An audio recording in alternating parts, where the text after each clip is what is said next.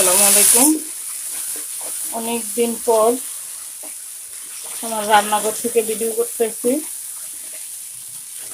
ভিডিওটা এখন আর করাই হয় না। রান্না করতেছি খিচুড়ি। আজকে জুম্মার দিন, সবাইকে জুম্মা মোবারক।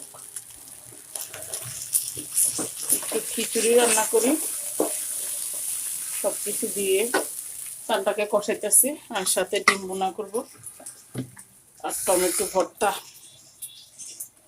অনেকে চাটনিও বলেন, চাটনি ভর্তা যে যেটাই বলেন।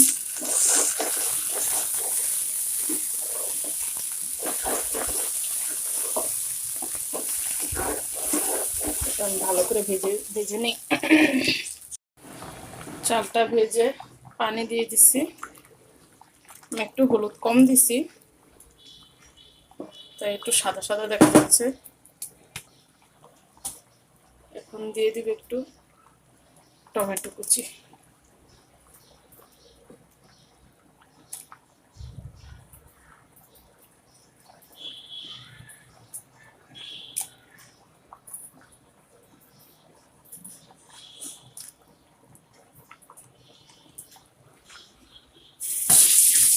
এখানে ধনিয়া পাতা কেটে রাখছি, বিলাতি ধনিয়া পাতা আর কি, দেশি ধনিয়া। এটা হলো আমার ছাদের, সকালে ছাদে গেছিলাম, ছাদের থেকে যে নিয়ে আসছি এগুলা। অনেকগুলো পাতা আনছে, ধুয়ে টুয়ে পরিষ্কার করে রাখছি। এখন একটু আর খিচুড়িতে দিয়ে দিব। শীতকালের দিন ধনিয়া পাতা না দিলে মনে হয় যেন কিছুর ভিতরে আমি কি জানি দেই না লাগে, ভালো লাগে না। আমি সিজন ছাড়াও অনেক ধনিয়া পাতা খাই। এটা সিদ্ধ হোক, চুলা একটু কমানো আছে, ঢাকনা দিয়ে দিই। এখন আমি ডিমটা ভুনা করে নিই। এখানে পানি পড়ছে ঢাকনার থেকে। ডিম ভুনার জন্য সব মশলা টমেটো দিয়ে কষিয়ে নিচ্ছি। আর এই যে খিচুড়িটা প্রায় হয়েই গেছে। এখানে এটা ভালো করে কষিয়ে আসলে তারপরে ডিম দিয়ে দিব, সামান্য একটু ঝোল দিব পরে। আর আমার মেয়ে দেখি কি করে। কি করতেছ? ওই যে সে মশার ওষুধ নিয়ে দাঁড়িয়ে আছে। কেন নিস এগুলা? ভাল লাগে না? তো কি করলে ভাল লাগবো? মোবাইল দেখলে ভাল লাগবো? গাড়ি এটা এখানে কেন?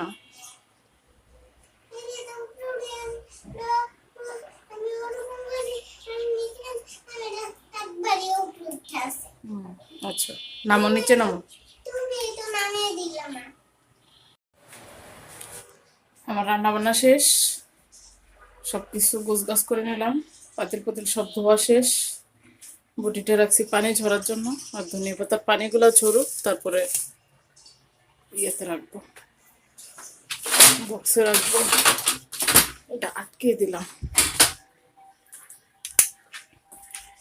ওর বাবা কিছু বাজার নিয়ে আসছে, আনছে বড়ই, মটরশুঁটি এই বছরের প্রথম, পেঁয়াজ আনছে, আলু শেষ, আর আনছে সিম। ওর বাবা অনেক পছন্দ করে মটরশুঁটি ভাজা খাইতে। দেখি বাছা উঠে পরিষ্কার করে ভাজা দিব ওর বাবাকে। আজকের রান্না ঝরঝরা খিচুড়ি, ডিম ভুনা,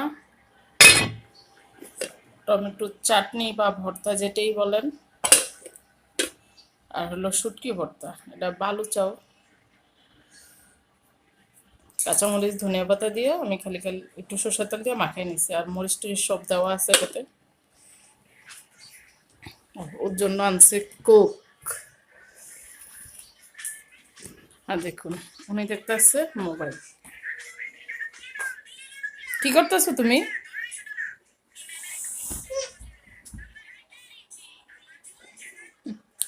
ওর বাবা উঠলে মশারিটা এইভাবে রাখে, যেন রাত্রে কষ্ট না করতে হয়। আজকে অফ ক্যামেরা অনেক কাজ করছি। বাথরুম পরিষ্কার করলাম, বালিশগুলো একটু রোদে দিলাম। এখন বালিশ বুলিশ গুছাবো। আয়নায় যে এই রুমে রাখছি দুইটা, মাদুরটা এনে এখানে রাখছি। আর এই যে সবগুলাই না এই রুমও রাখছি মায়েরা, এগুলা গুছাবো।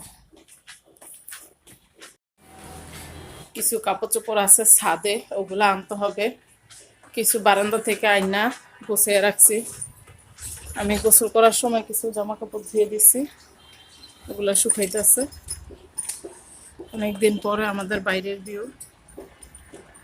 এরকম উপর থেকে চুল ফেলায়, সব চুল বারান্দায় এসে পড়ে। অনেক রৌদ্র। সবাই মসজিদে চলে গেছে নামাজ পড়ার জন্য। আর আমার রান্নাটা শেষ হলো।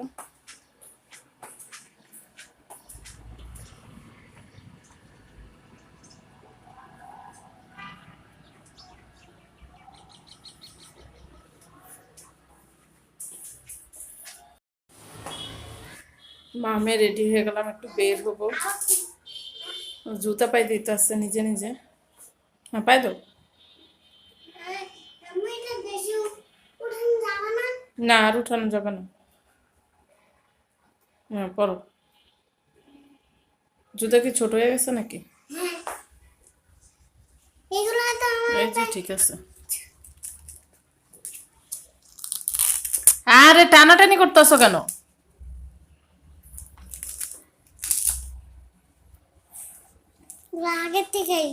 হ্যাঁ জুতার সাইজ ঠিকই আছে, আপনি বড় হয়ে আছেন এটা এখন।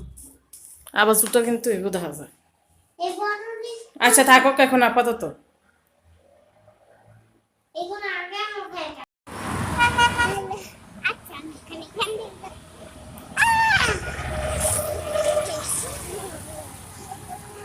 সাইড দিয়ে হাঁটো। মামে করো।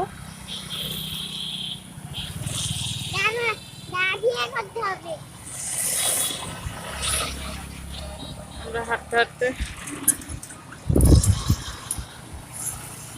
বটতলা চলে আসছি।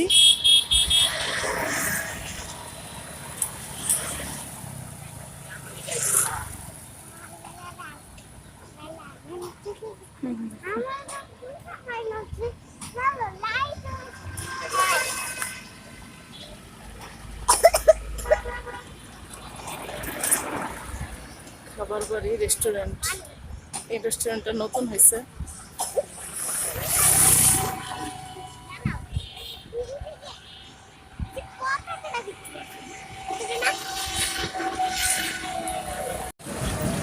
বটতলায় অনেক দোকানপাট হয়েছে। ধরতে না।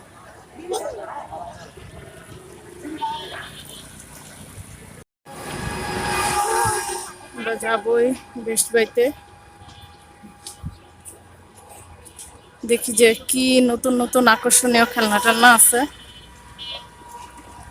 পরে আপনাদের সাথে শেয়ার করব।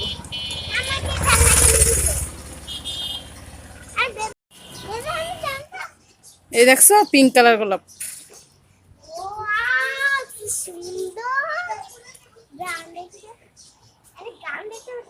দাঁড়াও কাটা আছে। গ্রান আছে। আমার টমেটো গাছ, টমেটো রয়েছে। আমরা যে নিচে গেছিলাম বাহিরে, চলে আসলাম। অত ভালো কোনো কিছু পাই নাই, খেলনা কিনতে গেছিলাম, আইসা বললাম যে রসুন গাছ লাগাইলাম। এই যে